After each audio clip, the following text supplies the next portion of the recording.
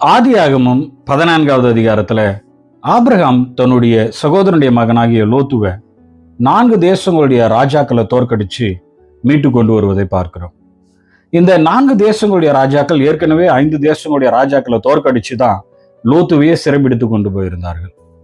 இப்பொழுது ஆபிரகாம் தன்னுடைய வீட்டில் இருக்கிற வெறும் 318 வீரர்களை மாத்திரமே கொண்டு 4 தேசங்களுடைய ராஜாக்களை தோற்கடிச்சு லோத்துவை மீட்டு கொண்டு வருவதை பார்க்கிறோம்.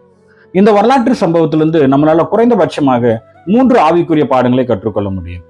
முதலாவதான ஆவிக்குரிய பாடம், பொதுவாகவே ஆபிரகாமை நாம் விசுவாசத்தின் தகப்பன், தேவனுக்கு கீழ்ப்படிந்து வாழ்ந்த மனிதர் அப்படின்னு எல்லாம் தெரியும்.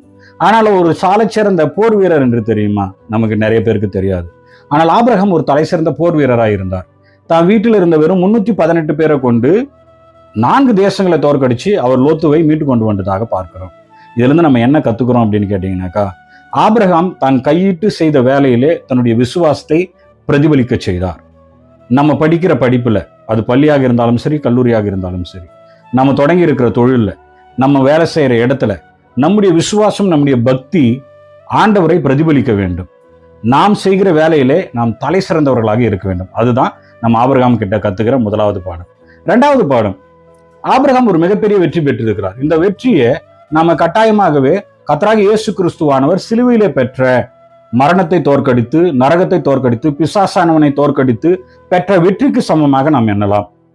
இப்போ அவருக்கு தேவை புத்துணர்ச்சி, இப்போ அவருக்கு தேவை ஓய்விலிருந்து ஒரு தேர்ச்சி தேவை. இப்போ சாலமோன் ராஜாவாகிய மெல்கிசேதேக்கு என்ன பண்றாருன்னு கேட்டீங்கன்னாக்கா, திராட்சை ரசமும் அப்பமும் கொண்டு வர்றாரு. இயேசு கிறிஸ்துவானவர் மரித்த பிறகு நாம் அவரை நினைவு கூறும்படியாக கொடுக்கப்பட்டதுதான் ராபோஜனம் அல்லது திருவிருந்து.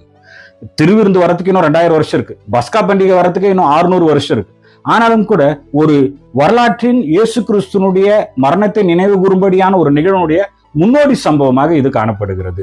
இயேசு நமக்கு பெற்றுக் கொடுத்த வெற்றியையே இங்கே நாம் பார்க்கிறோம்.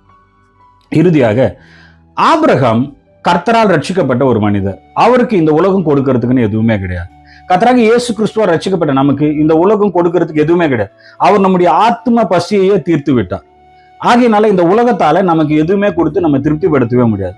இங்க சோதோமின் ராஜா ஆபிரகாம் கிட்ட சொல்றாரு, நீ ஆட்களை மட்டும் கொடுத்துரு, பொருளெல்லாம் நீயே வச்சுக்க அப்படின்றாரு. அதுக்கு ஆபிரகாம் சொல்றாரு, எனக்கு உன்னுடைய பொருட்கள் எதுவுமே தேவை கிடையாது.